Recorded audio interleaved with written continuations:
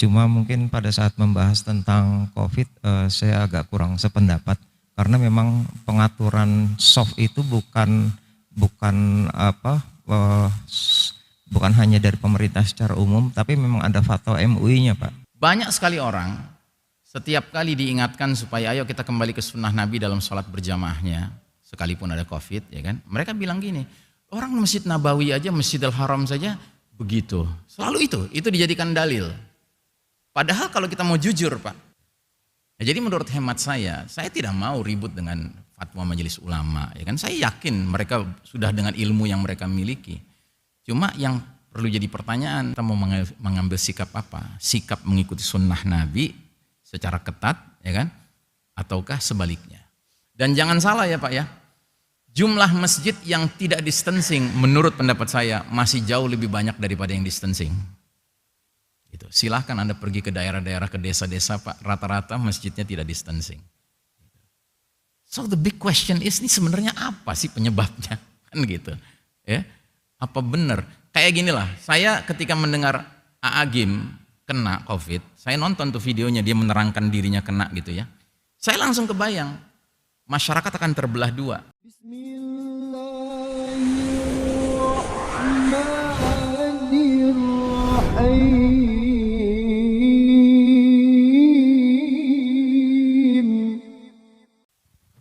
Ya, silakan.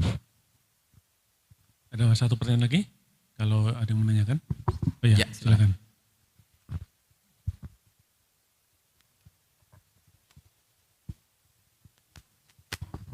Makasih. Assalamualaikum warahmatullahi wabarakatuh. Waalaikumsalam. Terima kasih Pak Ustadz, penjelasannya sangat bagus mengenai akhir zaman. Saya sangat setuju. Cuma mungkin pada saat membahas tentang COVID, saya agak kurang sependapat karena memang pengaturan soft itu bukan hanya dari pemerintah secara umum, tapi memang ada fatwa MUI-nya Pak. Jadi emang MUI kan kumpulan ulama juga yang membahas, kemarin siang mungkin yang dengar ikut pengajian membahas tentang hadis, bahwa membahas hadis yang sahih dilihat dari sanad, matan dan sebagainya, itu ulama-ulama yang memang paham hal-hal seperti itu, hafal Quran dan sebagainya. Artinya bukan sembarang bukan sembarang orang gitu mengatakan, misalkan hanya dari pemerintahan yang tidak paham agama. Itu dari sisi itu. Yang kedua dari sisi kesehatan, Bapak membandingkan COVID misalkan dengan TBC yang katanya 67%, COVID hanya 3%. Itu tidak apple to apple menurut saya. Bapak membandingkan kalau TBC bisa mencapai jumlah terkena penyakit sekarang, itu butuh lebih dari 1000 tahun Pak. Jumlahnya biar sama dengan yang terkena COVID yang tidak sampai 1 tahun ini.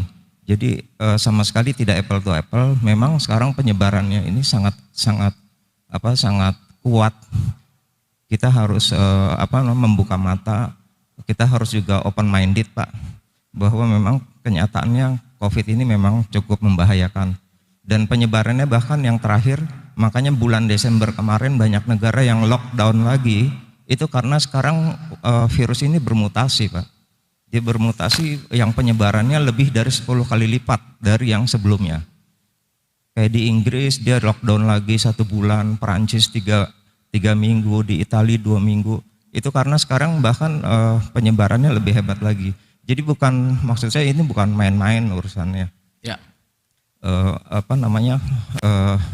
Saya takutnya misleading aja para jemaah dengan yang dibawakan mengenai bahwa kami percaya memang hadis mengenai menjaga itu memang betul, tapi juga yang mengeluarkan fatwa MUI nomor 30 ini adalah ulama juga gitu loh. Jadi bukan sembarang orang Pak, maksud saya bukan. Itu aja yang mau saya sampaikan. Terima kasih. Assalamualaikum warahmatullahi wabarakatuh. Waalaikumsalam. Ya, jazakallah khairan atas masukannya, dan memang saya dari awal tidak mau yang namanya dipertentangkan dengan fatwa MUI, nggak mau saya. Bahkan saya jujur mengatakan saya bukan ahli fikih. Saya bukan ahli fikih, saya ngaku terus terang.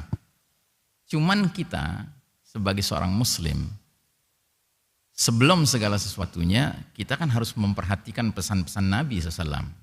Pesan Nabi itu nggak perlu ditafsirkan lebih rumit lagi, nggak perlu begini, nggak perlu begitu.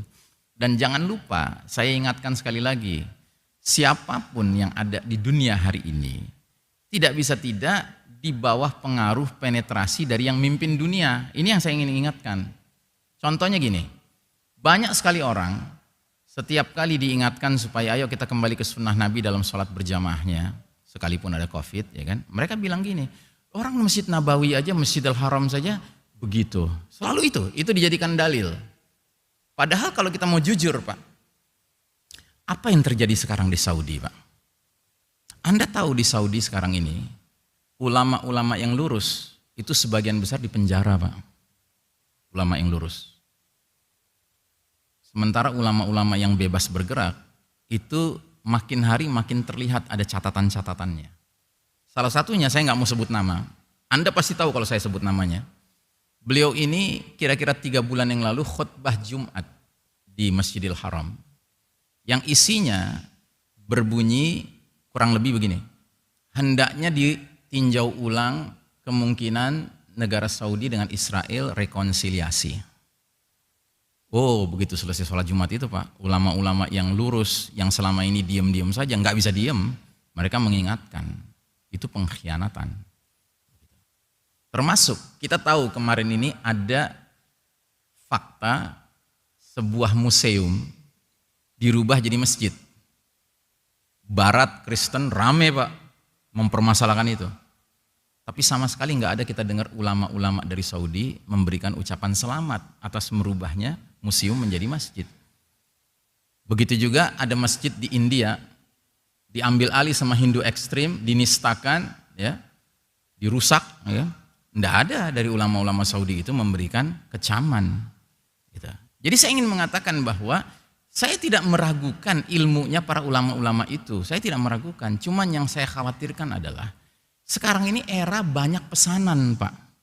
Banyak pesanan. Tekanan tuh banyak. Bukan rahasia lagi. Kenapa sih kok sekarang ini kita harus membayangkan bahwa sebentar lagi akan terjadi mandatory vaccine. Vaksin itu diwajibkan, Pak. Padahal dari dulu kan katanya kita harus hidup dengan suasana demokratis. Demokratis itu artinya apa? Freedom of speech, freedom of expression. Boleh dong orang berpendapat begini, berpendapat begitu.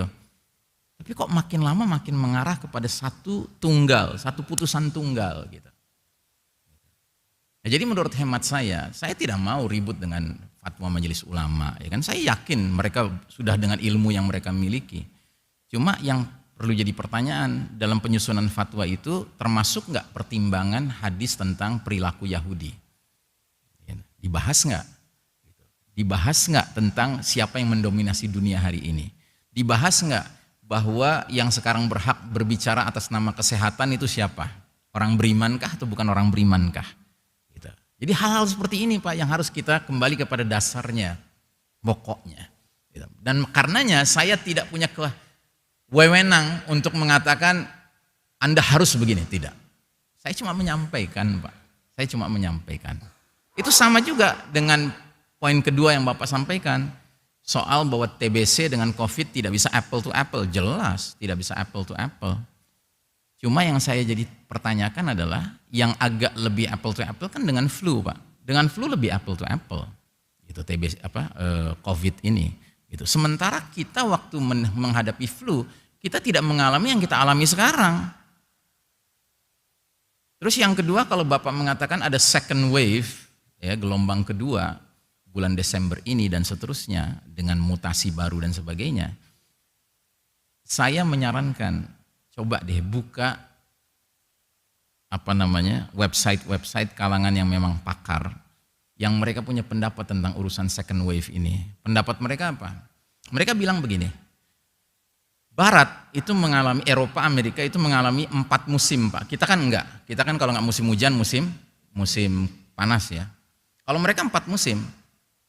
Dan memang sudah merupakan satu pola yang tetap bahwa kalau musim panas, Mei, Juni, Juli, ya, Mei, Juni, Juli, itu di Barat itu, statistik orang yang flu itu turun, Pak. Tapi begitu sudah mulai fall, musim gugur, apalagi masuk winter, itu statistik orang flu itu naik. Sama, COVID juga begitu. Nah sehingga mereka cenderung mengatakan, kenapa mesti lockdown? Padahal ini kan sebuah pola yang sama saja dengan pola flu.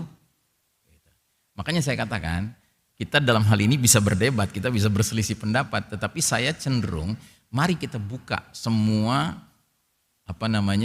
opsi-opsi informasi itu. Jangan kita karena nggak selaras dengan kemauan pihak tertentu, terus kita serta-merta memberikan pandangan negatif ya.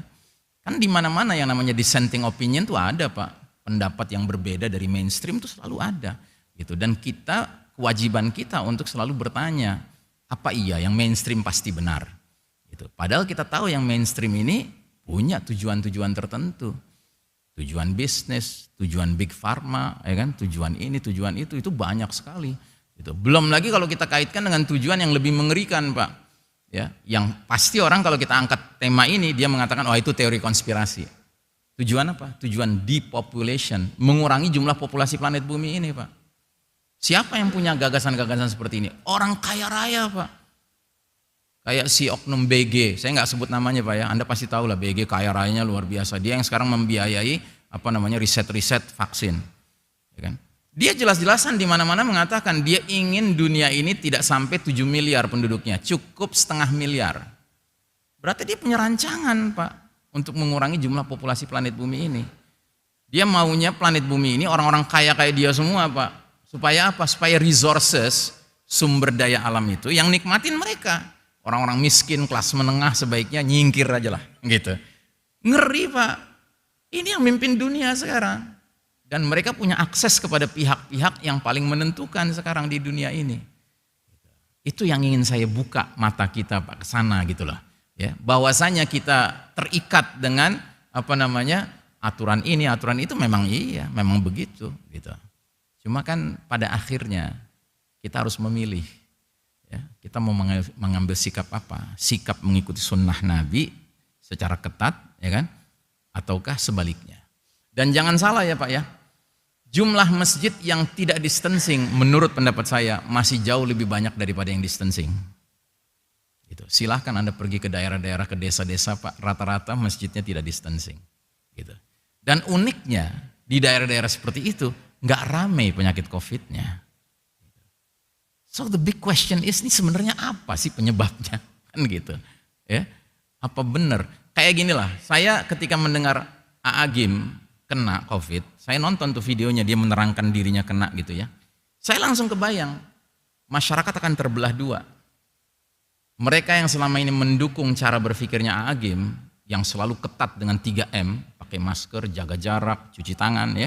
Karena Agim tuh ketat sekali Pak, disiplin sekali beliau. Dan beliau penganjurnya lagi.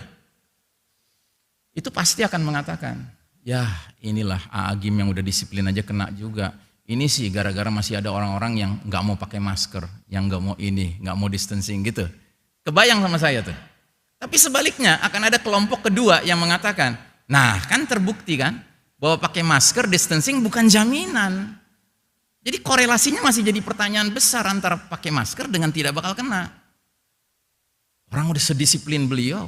Dan bukan rahasia Pak, kasus-kasus orang nggak pernah keluar rumah Pak, lagi musim pandemi ini, kena juga COVID. Bisa kena. Gitu. So the big question is, jadi sebenarnya apa ini? Kalau saya sederhana sebagai seorang da'i, sederhana saya bilang begini, berarti sehat dan sakitnya seseorang, hidup dan matinya seseorang, Allah yang nentuin. Udah titik. Gitu. Sisanya ya sudah, kita berjalan memohon pada Allah. Kita berusaha untuk mencari sebab-sebab supaya kita sekecil mungkin bisa terkena. Kalaupun kita kena, nggak perlu juga kita menjadi down, nggak perlu juga kita merasa bagaimana. Solusi insya Allah ada. Kalaupun kita meninggal, ya mudah-mudahan syahid. Itu saja kan. Gitu.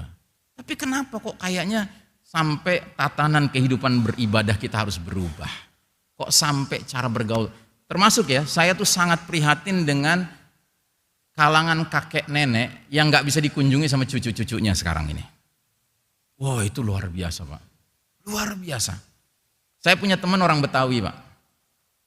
Dia punya ayah 80 tahun. Tinggal satu rumah sama dia. Pada suatu hari si kakek ini lagi makan sama anak-anaknya, cucu, mantu ya kan. Ngeriung. Memang selama ini makannya begitu. Qadarullah lagi pas makan datang encingnya teman saya, encing tahu ya? Adiknya ayahnya yang perempuan.